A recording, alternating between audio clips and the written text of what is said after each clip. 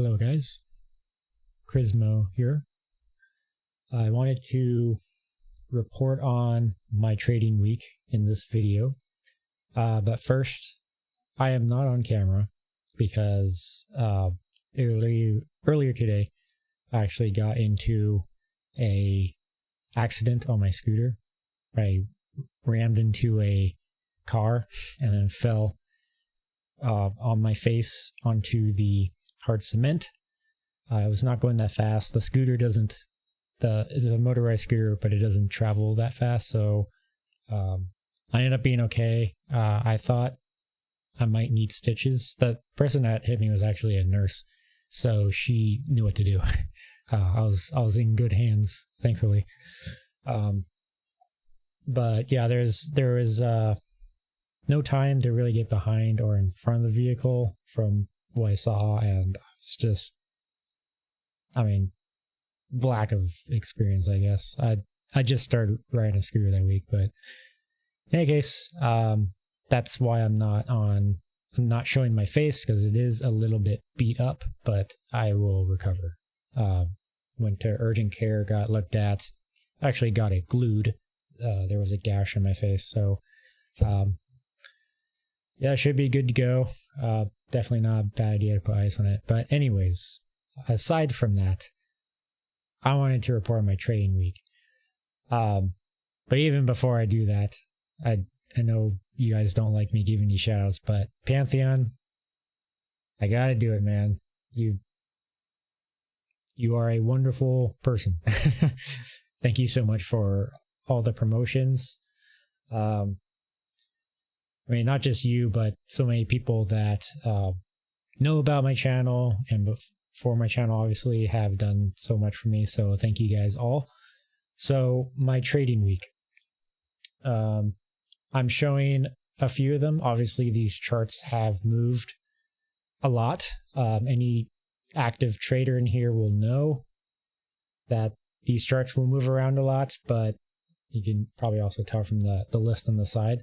But for any new traders, I am doing these videos to document my experience as a new trader. So I have a table which I'll show and get to in a minute, but just to kind of talk about this, I don't think I kept it on here. Actually, maybe it was Neo. I have a 1 minute and 5 minute of the same stock. So this is kind of my strategy so far.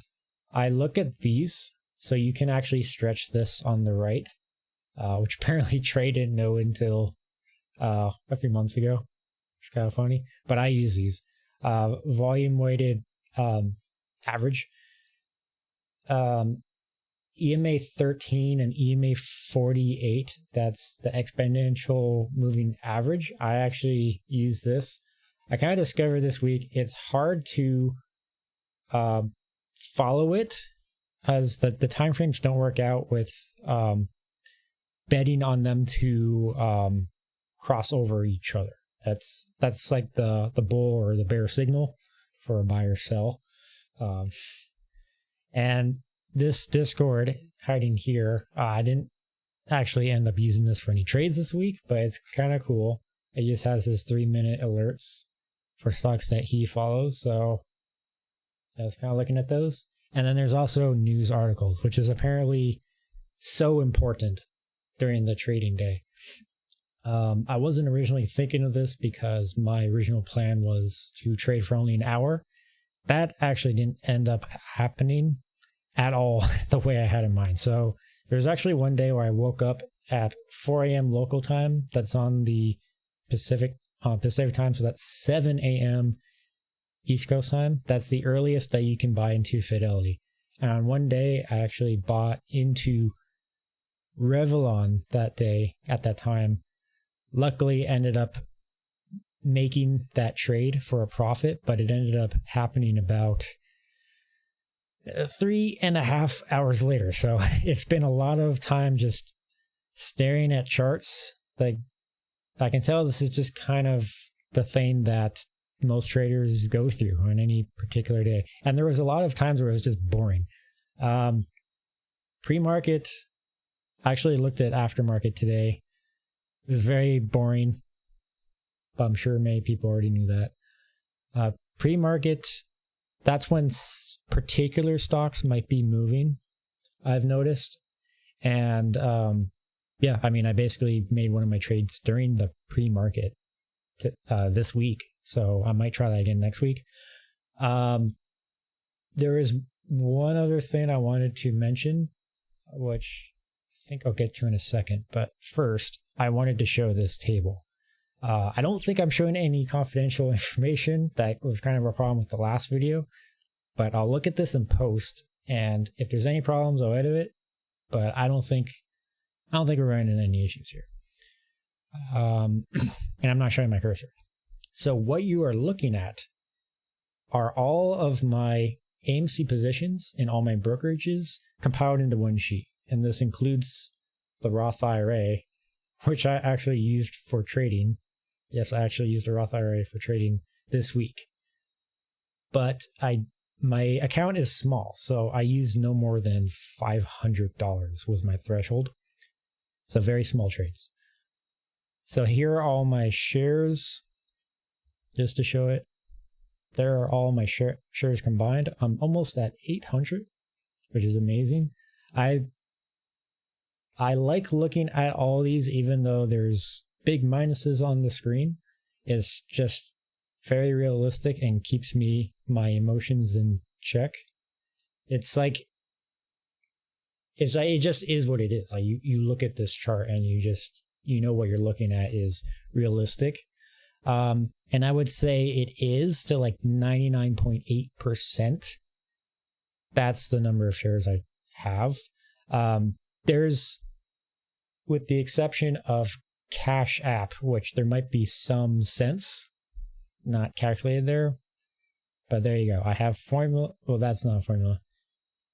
Formulas here, based off of all the account histories I saw. I just added that up off the sheet, and then I moved it onto here later. So yeah, I find this very convenient to have this all in one spot, and I love this. I actually really like that I put this together months ago before I started trading, because with trading you want it to be a certain small percentage of your overall investments, and AMC is like a very large portion of it. I know that's not recommended, but it's what I've done. So yeah, I can pretty much base this as like, I want the percentage of my total portfolio to be the amount invested. So that's what I'm kind of basing the most I'll use for trading for now off of that figure. So I actually like that this table now. Notice I have that. That's actually not true. I added that there after watching a video Bigum's released on the amount of derivatives in existence. I wonder if I can just show that quickly.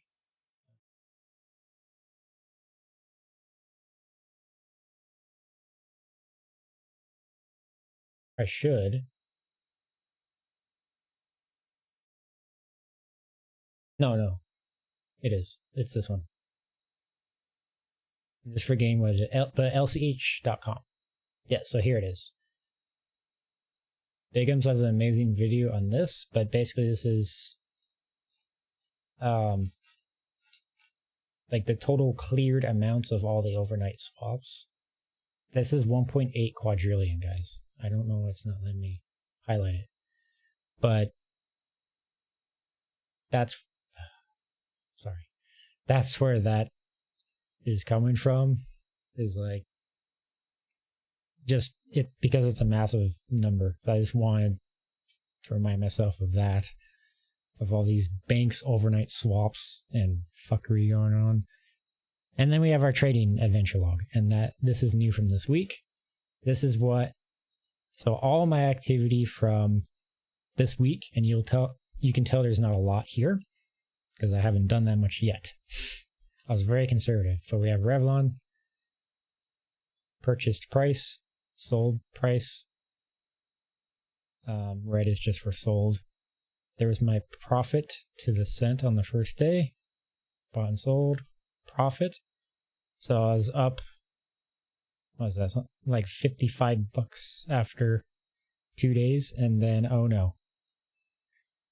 We had our first loss. So this was very important to me that I saw this. And I wonder if I can bring this up now. So if we bring up Revlon. Yeah, sorry, I was looking at the wrong stock. It's actually Shift, just looking at the chart. So I have it now. So I bought it almost the peak. So I pretty much pulled an ape father, as Tony would say. Being very talented at calling the tops. And oh gosh, yeah, definitely was. Because that's all the upside I had. Like I actually almost got the very top and then it was all downhill from there. The line is actually where I bought. And then that's a far game. So because I invested a small amount, I only, this is still a big loss, took a $29 hit. But keep in mind, if this is a larger amount, like 1,000, like based on what you other guys out there might be earning and putting down, that's a big loss. So I learned the importance of stop losses. Before I was unwilling, like, come on, like, do I really have to take losses? Like, yes, you do have to take losses and make it the same percent that you're hoping to win. Put stop losses. Case in point. So from here on, and I was feeling pretty invulnerable after the first 2 days. So yeah, very good to keep my ego in check. So that was actually very good that I took that hit.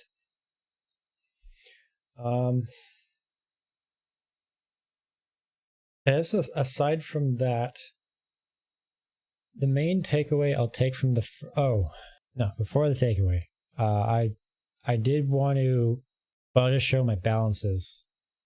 Yeah, so they're all different amounts. So basically, I shouldn't have made this trade because my cash was not settled. So not only did I take a big hit, my cash wasn't even settled. So another big lesson to you new investors out there, if you're in Fidelity, individual, check your settled cash each day. So I'm pretty sure this is what happened, as I got a violation, and if I get one more violation, and I'm pretty sure the warnings were there when I was using the app to purchase, I just kind of ignored it. So won't do that again. So from now on, this is the most important part of any trade.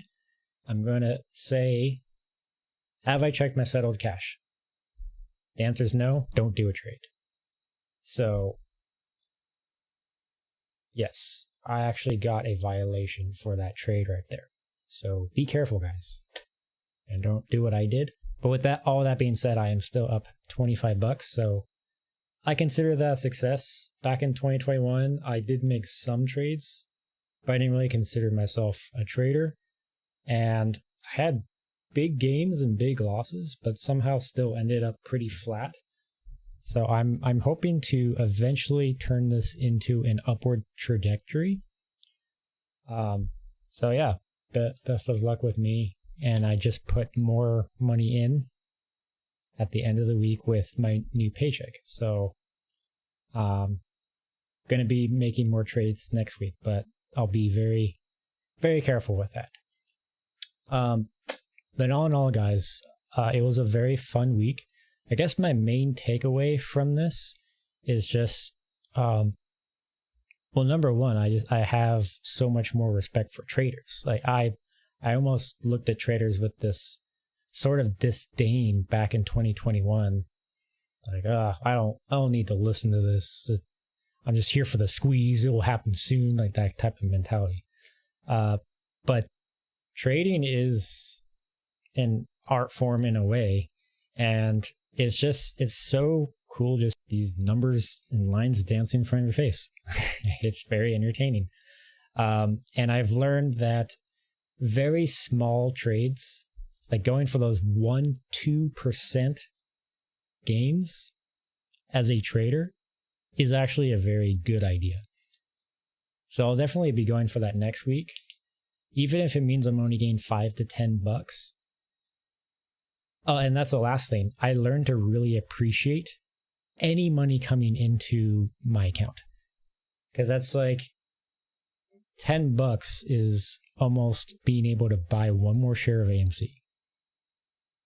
$10 is something you made from pressing a button once to hit buy and then hitting it again to sell.